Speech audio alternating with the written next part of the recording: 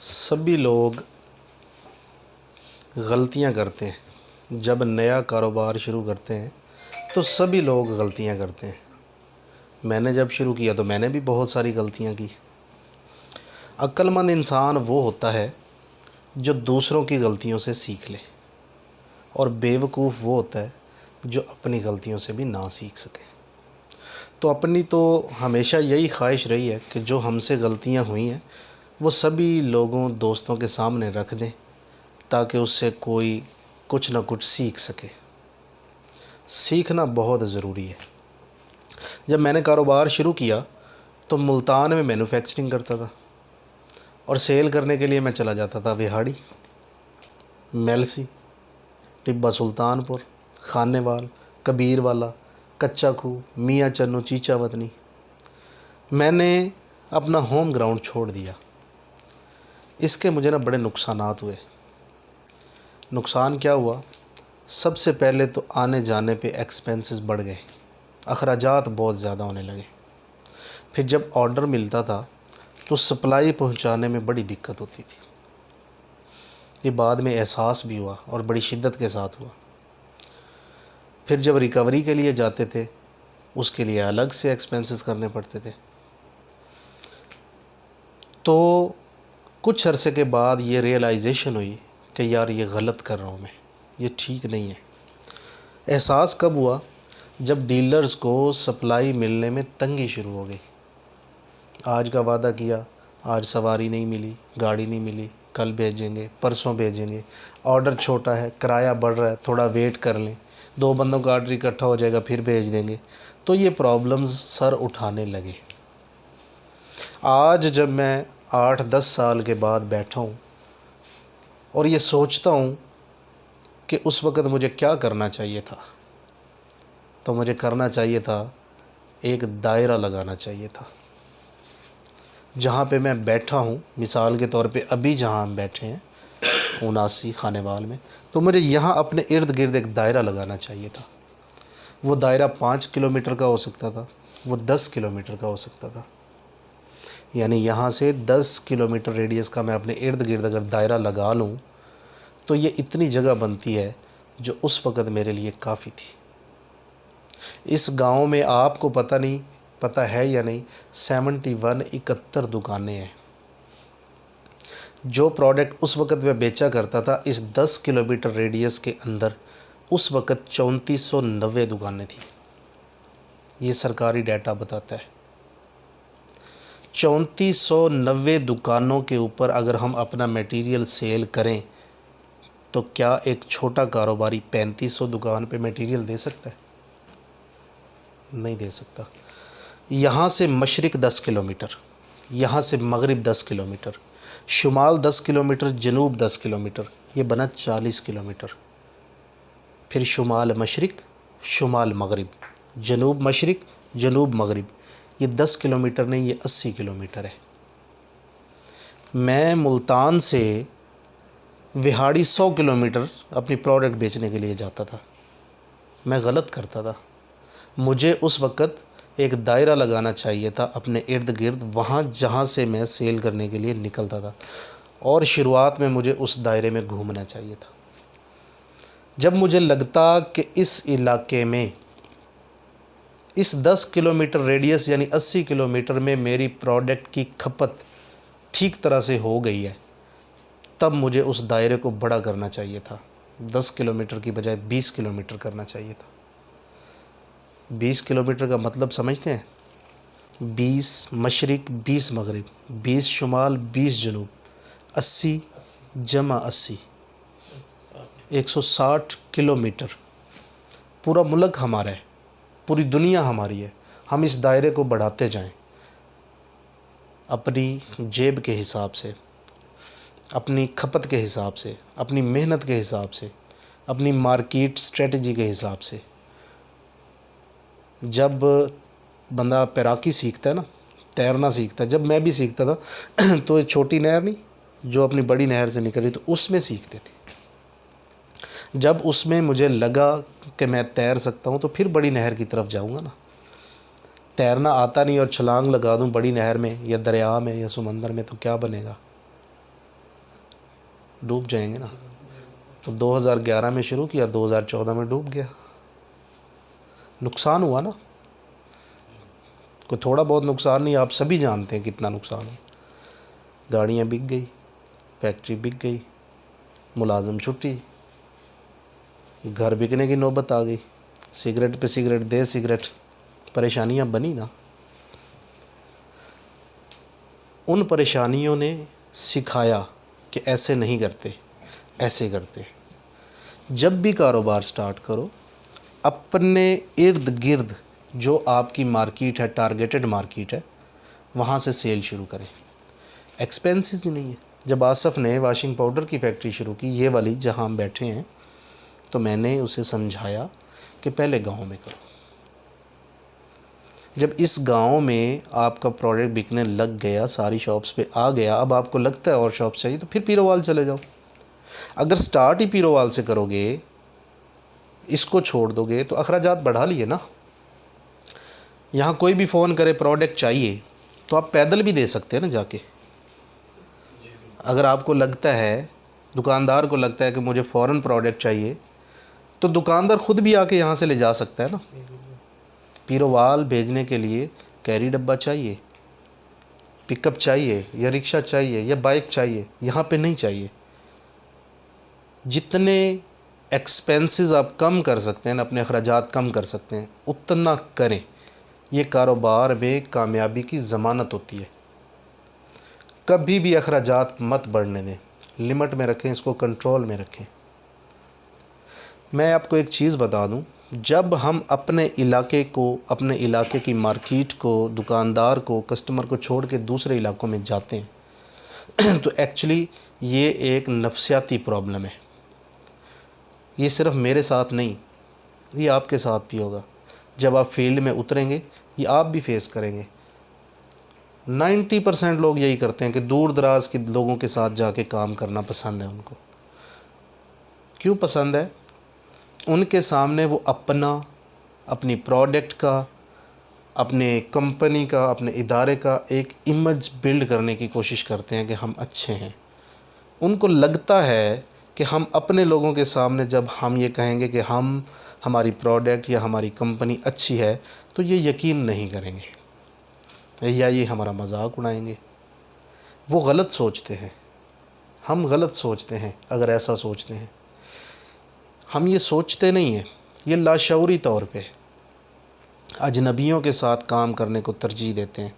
जबकि कारोबार का असूल ये है कि जिनको आप जानते हैं उनके साथ आपका ऑलरेडी एक रिश्ता बना हुआ है, एक ताल्लुक़ स्ट्रॉन्ग है, तो उस ताल्लुक़ को कैश करें, उस ताल्लुक़ को और मज़बूत करें। यहाँ पे काम करते हैं ना, जब आप अपने इलाके में अपने लोगों के साथ कोई डिस्प्यूट भी हो जाए, कोई झगड़ा भी हो जाए, प्रॉब्लम लेन देन का तनाज़ा हो जाए, तो अपने ही लोगों को दरमियान में डाल के आप तस्फिया कर सकते हैं, मामले को ठंडा कर सकते हैं। लेकिन अगर आपका प्रॉब्लम किसी अजनबी के साथ हो गया है, तो आप दरमियान में किसको डालेंगे? आपको तो पता ही नहीं कि उसका ताल्लुक़दार कौन है, वो किसकी बात मानेगा। मामलात उलझते चले जाते हैं, लेन देन में पेचीदगियाँ शुरू हो जाती हैं। मैं ये नहीं कहता कि अजनबियों के साथ कारोबार मत करें या ताल्लुकात इस्तवार मत करें। मैं ये कहता हूँ कि शुरुआत है, आप अनाड़ी हैं, आपको तजर्बा नहीं है। ऐसी सूरत में अजनबियों के साथ डील करने में मुश्किल हो सकती है। अपने इलाके में अपने लोगों के साथ डील करने में आसानी होती है। जब आप प्रैक्टिस करते हैं, रोज़ाना लेन देन करते हैं, आप में मैच्योरिटी आ जाती है, तो फिर आप भले जिसके साथ मर्जी कारोबार करें, एक शहर से दूसरे शहर, एक सूबे से दूसरे सूबा, एक मुल्क से दूसरा मुल्क, एक बर्र आज़म से दूसरा बर्र आज़म, दुनिया बहुत वसी है। कारोबार हमेशा ऐसे ही शुरू होते हैं, छोटे लेवल पे। बंदा मेहनत और अच्छी स्ट्रेटजी के ज़रिए अल्लाह ताला की मदद मांगते हुए इसको बढ़ाता चला जाता है।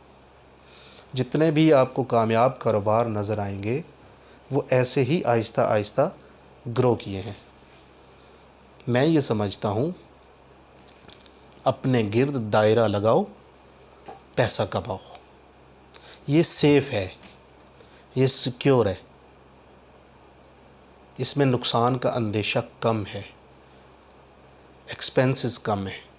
मैं जब प्रोडक्ट बेचता था तो जितना प्रोडक्ट का प्रॉफिट होता था उससे ज़्यादा मेरा एक्सपेंस हो जाता था। लॉस इसी वजह से हुआ ना। नुकसान होने की कुछ वजूहात होती हैं, तो उन वजूहात में से एक वजह ये भी है। सुबह जब यहाँ से सप्लाई देने के लिए निकलते हैं, इर्द गिर्द बड़ी तेज़ी के साथ सफिशेंटली जो है ना हम इसको कवर कर लेते हैं।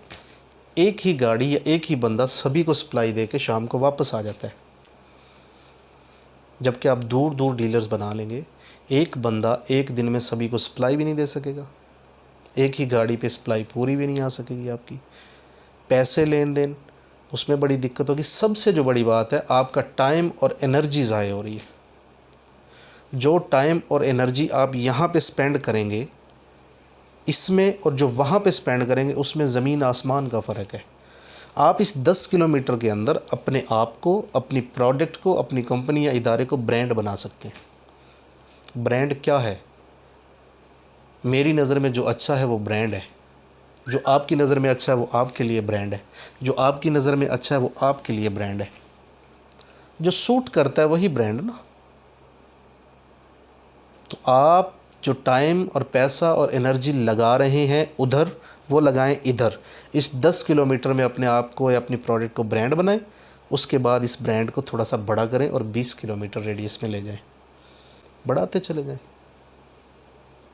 क्लियर? कोई बात समझ आई आपको? कोई सवाल है? सर मेरा सवाल ये है कि आपने जो इतना सफ़र तय किया है, अब आपका कंक्लूजन क्या है कि आप ये जो सारा सफ़र आपने इस दौरान किया है, जो मुश्किलात आई हैं उनको फिर कैसे डील किया है, अब आप क्या समझते हैं कि ये जो आपने 2014 के बाद स्टार्ट किया तो ये पहले कर लेते तो ज़्यादा बेहतर होता? डेफिनेटली। देखें, हर किसी को मेंटर पकड़ना चाहिए, उस्ताद पकड़ना चाहिए। उस वक़्त हमारी ज़िंदगी में यूट्यूब नहीं था। आज तो कुछ भी प्रॉब्लम आती है ना, कोई भी चीज़ समझ में नहीं आती, हम यूट्यूब करते हैं। फ़लाँ चीज़ का मसले का हल, फ़लाँ चीज़ बनानी कैसे, फ़लाँ चीज़ बेचनी कैसे। सेल्स का मैं बंदा नहीं था, मैं तो प्रोडक्शन का बंदा था। सेल्स में आया नया नया, मुझे तो कुछ इल्म ही नहीं था ना, अनाड़ी था। अगर उस वक़्त यूट्यूब होता तो मैं देख लेता शाहिद हुसैन जोया की video, how to sell 4 rules. अब अवेलेबल है ना, उस वक़्त नहीं थी। होती तो मैं भी देख लेता। ये नुकसान जो मैंने किए शायद ना करता। बहुत से उस्ताद बैठे हैं, आज़ाद चाय वाला, रेहान अल्लाह वाला, पाकिस्तान में और बड़े बड़े नाम, इंडिया में बड़े बड़े नाम बैठे हैं जो आपको मार्केटिंग सिखा रहे हैं, जो आपको सेल्स समझा रहे हैं कि कैसे करते हैं। समझाने वाला कोई नहीं था। बड़ी गलतियाँ की, उन गलतियों से सीखा बहुत कुछ, और जो सीखा उसकी हर रोज़ एक एपिसोड बनाता हूँ, यूट्यूब पे डालता हूँ, ताकि वो गलतियाँ जो मैंने की वो कोई और ना करे, शायद कोई सीख जाए। हो सकता है कि सभी लोग मेरे से इत्तेफाक ना करें, जो मुझसे सीनियर हैं या सेल्स और मार्केटिंग को मेरे से ज़्यादा अच्छा समझते हैं, हो सकता है कि वो इससे इत्तेफाक ना करें, वो इसको कहें बुलशिट। लेकिन ये हकीकत है। अगर जो मैंने अब बताया कि ये दायरा लगाओ और पैसा कमाओ उस वक़्त करता तो शायद मैं नाकाम तो मैं खैर नहीं कहता कि मैं नाकाम हुआ। मैंने गलतियाँ की और उसका ख़मियाज़ा भुगता। मैंने उससे फिर सीखा बहुत कुछ। फेलियर होता नहीं है, तो आप भी सीखते होंगे, ज़रूर कुछ ना कुछ सीखते होंगे, रोज़ाना सीखते होंगे। वीडियोस बनाओ, औरों को सिखाओ, यही ज़िंदगी है, आपके काम आएंगी। आप रहें या ना रहें, लोग कहते हैं ना हमारा नाम ज़िंदा रहे। कैसे रहे? आप मर भी जाएं तो लोगों की ज़ुबान पे आपका नाम रहे, वो तभी रहेगा ना जब वो आपकी कोई अच्छी चीज़ देखेंगे, कोई सुनेंगे, किसी को बताएंगे, किसी को सिखाएंगे, किसी को सुनाएंगे। तो ये करना चाहिए। क्या हर जो हम देखते हैं कि जितने बिजनेसमैन हैं, जो कामयाब लोग हैं, तो वो ज़्यादातर हम देखते हैं कि अपनी नाकामी से ही सीखते हैं। तो मैं नाकामी को, जिसको आप नाकामी कहते हैं, उसको मैं इस तरीके से देखता हूँ कि मैं अगर ये लाइट्स लगाना चाहता हूँ, मुझे लाइट्स लगानी नहीं आती, मैंने लगा दी और ये ठीक नहीं लगी, मैंने दूसरी कोशिश की, फिर भी ये ठीक नहीं लगी, मैंने तीसरी की, फिर भी ये ठीक नहीं लगी। तो मुझे 3 ऐसे तरीके पता चले जिनके मुताबिक ये लाइट्स यहाँ पे नहीं लग सकती। तो मैंने सीखा 3 वो तरीके जो मुझे पहले नहीं पता थे। अब जब भी मैं लाइट लगाने की कोशिश करूँगा, बल्ब लगाने की कोशिश करूँगा छत के अंदर, तो ये 3 तरीक़ों से नहीं लगाऊंगा। ये मैंने सीखा, फेलियर नहीं है, सीखना है। अगर आप इस तरीके से देखेंगे चीज़ों को तो आसान होती चली जाएंगी। ये पानी का गिलास है ना, इसमें आधा आधा यहाँ तक पानी हो तो किसी के लिए ये आधा खाली है और किसी के लिए आधा भरा हुआ है। चीज़ों को देखने का नज़रिया सभी का अलग है। जब आप पॉजिटिव तरीके से चीज़ों को देखेंगे, सीखेंगे, तो सब आसान हो जाएगा, सहल, ज़िंदगी सुकून में आ जाएगी।